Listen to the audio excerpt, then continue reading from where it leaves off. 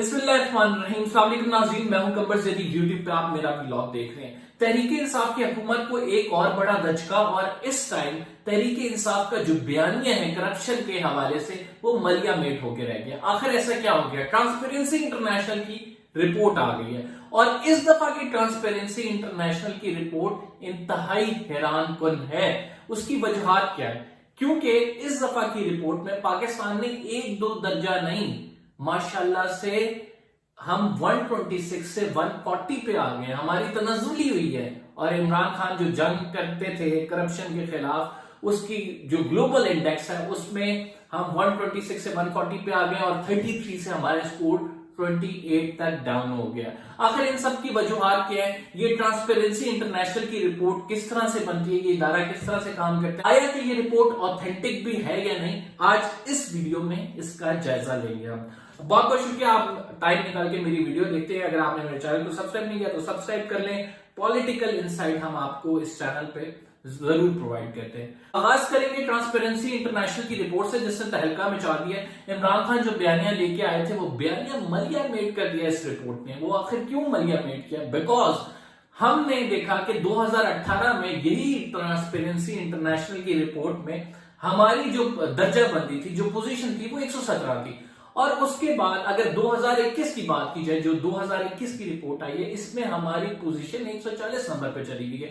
117 से 140 का सफर, ये वही सफर है जो खान साहब ने कहा था कि मैं करप्शन के खिलाफ जो है जिहाद करूंगा, मैं इनको रुलाऊंगा, और आप देखेंगे कि लूटा हुआ पैसा मुल्क में वापस आएगा। लूटा हुआ पैसा इस तरह से वापस आ रहा है, और हमारा करप्शन का बयानिया जो इमरान खान का था वो इस तरह से जोर पकड़ रहा है कि हम तनज़्ज़ुली की तरफ जा रहे हैं। 117 से हम 140 की पोजीशन पे आगे खड़े हो गए। वो कौन से तीन ममालिक है जो सरे फहरिस्त है? वो कौन से तीन ममालिक हैं जिसमें सबसे ज्यादा करप्शन होती है? आगे चल के बताऊंगा, लेकिन मैं सबसे पहले आपको ये बता दूं कि ट्रांसपेरेंसी इंटरनेशनल काम किस तरह करता है। ये तो आपने खबरों से भी बहुत सारी चीजें देख ली होंगी कि पाकिस्तान की दर्जाबंदी कम हो गई है, लेकिन इस तमाम को आपको ये कोई नहीं बताएगा कि इसका मैकेनिज्म क्या है, किस तरह से जज किया जाता है, किस तरह से पाकिस्तान का दर्जाबंदी लो हुई है, आखिर इसके पीछे वजूहात क्या है, और ये वर्कआउट किस तरह होता है, ट्रांसपेरेंसी इंटरनेशनल रिपोर्ट्स किस तरह तैयार करती है, हम इस व्लॉग में बताने की आपको कोशिश करेंगे।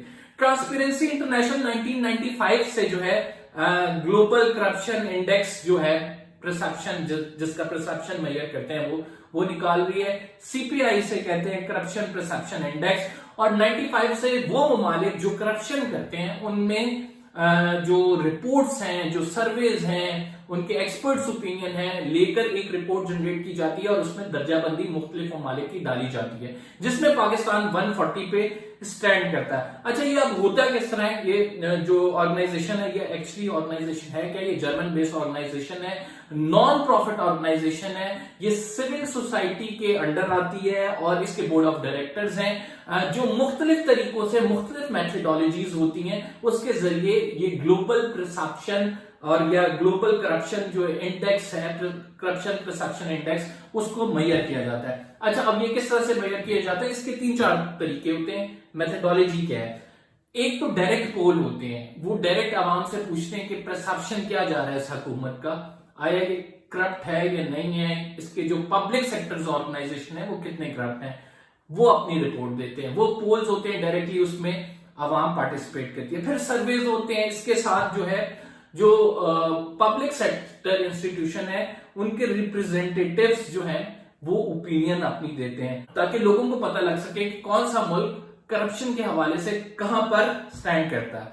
अच्छा, इसके हवाले से ये जो तमाम प्रोसीजर होता है, एक तो इसमें थर्ड पार्टी को इन्वॉल्व किया जाता है, और थर्ड पार्टी जो है सर्वेस करती है और वो रिपोर्ट देती है। जैसे पाकिस्तान में जस्टिस नासरा जावेद इकबाल जो है, वो मेरा ख्याल से इसकी हेड है, और वो इधर देख रही है। आखिर हमारी ये जो तनज़्ज़ुली है फ्रॉम 117 टू 140, ये हुई क्यों? इसकी दो वजूहात है बड़ी, और ये मैं वजूहात आगे चल के बताऊंगा। पहले मैं आपको ये बता देता हूं कि जो डिफरेंट मेथडोलॉजीज यूज होती हैं, इस पे क्रिटिसिज्म बढ़ा है, और बहुत सारे ममालिक इस पे क्रिटिसिज्म करते हैं और कहते हैं कि इनकी जो मेथडोलॉजीज हैं वो ठीक नहीं है, और ये अपनी पावर को अब्यूज करते हैं। 1995 से लेकर अभी तक अगर 2017 में बात की जाए तो 2017 में इसका एक बूम आया, जब मुख्तलिफ ममालिक ने, जिनकी करप्शन इंडेक्स बहुत ज्यादा लो थी, उन्होंने इस पर एतराजात उठाए और उन्होंने ये कहना शुरू किया कि ये जो पावर है इसको एब्यूज किया जा रहा है। फिर नाज़रीन 2021 में डी स्वाट जो कि एक डायरेक्टर थे ट्रांसपेरेंसी इंटरनेशनल की, उनकी एक रिपोर्ट आती है और उनकी बुक पब्लिश होती है जिसमें वो कहते हैं कि बोर्ड ऑफ डायरेक्टर्स जो ट्रांसपेरेंसी इंटरनेशनल के, ये अपनी पावर को अब्यूज करते हैं और ये पावर को अब्यूज करते हुए बहुत सारे डिसीजन लेते हैं और इनका जो कल्चर है वो भी कोई बहुत आप कह सकते हैं प्रोफेशनल नहीं है। दैट्स वाई उन्होंने ये तमाम इल्जामात जब लगाए तो पैट्रिका मोरेका जो है उन्होंने इनको रिप्लेस किया और ये हट गए, इन्होंने फिर अपनी बुक पब्लिश की। लेकिन कुछ अरसे बाद ही 2020 में पैट्रिका मोरेका ने भी रिजाइन कर दिया और उन्होंने भी सेम इल्जाम लगाए कि जो बोर्ड ऑफ डायरेक्टर्स हैं वो अपनी पावर को अब्यूज कर रहे हैं और इस वजह से मुख्तलिफ जो है हम देखते हैं कि ऑर्गेनाइजेशन में प्रोफेशनलिज्म नहीं है। अब एक और बहुत बड़ी वजह है, ये ऑर्गेनाइजेशन नॉन प्रॉफिट ऑर्गेनाइजेशन है तो इसको फंड कौन कर रहा है? इसको फंड यूके की गवर्नमेंट कर रही है, शेल की कंपनी कर रही है और सीमेंस है, 2-4 बड़ी कंपनी है। अब ये जो 2-4 बड़ी कंपनियां इसको फंड्स कर रही हैं, वो कंपनियां और उस हुकूमत में भी करप्शन है। क्या ये पैसे लेके उस करप्शन को हाईलाइट कर सकेंगे? तो ये एक बहुत बड़ा सवाल पैदा होता है जो इसके क्रिटिक्स जो हैं वो उठाते हैं और क्रिटिक्स कहते हैं कि ट्रांसपेरेंसी इंटरनेशनल की रिपोर्ट पे बहुत ज्यादा रिलाई नहीं करना चाहिए। This is one of the argument जो मैंने सोचा कि आप लोगों के साथ रख दूं कि ट्रांसपेरेंसी इंटरनेशनल काम किस तरह करती है, इसके पार्टनर्स कौन है, बोर्ड ऑफ डायरेक्टर्स की मीटिंग और इसके सर्विस में क्या कुछ किया जाता है और इस पर क्रिटिसिज्म क्या है। अब बात करते हैं कि पाकिस्तान में ये किस तरह से मुमकिन हुआ कि हमारी जो रैंकिंग है वो 117 या 126 से गिर के 140 हो गई। तो दो बड़ी इसके वजूहत है जो मैंने आपसे जिक्र की थी। सबसे पहली वजह ये है कि पाकिस्तान में रूल ऑफ लॉ, इन्होंने डायरेक्टली जब परसेप्शन मैयर किया इस हवाले से, करप्शन के हवाले से, तो पहली चीज ये मिली कि रूल ऑफ लॉ नहीं है पाकिस्तान में, जिसकी वजह से हम जो है नीचे गए। दूसरी चीज ये मिली कि स्टेट कैप्चर बहुत ज्यादा है, हुकूमत की पॉलिसीज ऐसी हैं कि वो लिबर्टीज नहीं देते हैं और सिविल और पॉलिटिकल राइट्स जो हैं वो जब तक लिबर्टीज नहीं होंगी, सोशल लिबर्टीज नहीं होंगी तो हमारा इंडेक्स बेहतर नहीं हो सकेगा। इमरान खान की हुकूमत के हवाले से ऑलरेडी ये परसेप्शन मौजूद है कि जो वो लिबर्टीज पहले हासिल थी वो अब नहीं रही हैं, हम थोड़ा सा कंजर्वेटिविज्म की तरफ मूव हुए हैं।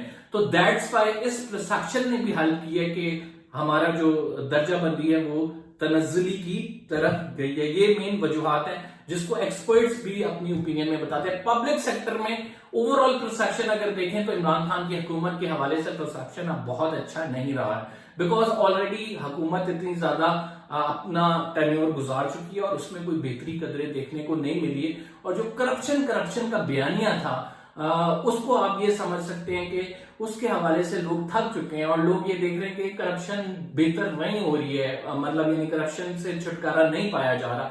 तो दैट्स वाई लोगों ने ये चूज किया है कि वो डायरेक्टली सर्वे के जरिए पार्टिसिपेट करें और पाकिस्तान की रैंकिंग को उन लोगों के परसेप्शन में कि करप्शन बढ़ गई है लो कर दिया है। अच्छा जी, कौन से 3 ममालिक हैं जो कि टॉप पे हैं? डेनमार्क टॉप पे है, फिनलैंड टॉप पे है और न्यूजीलैंड टॉप पे है।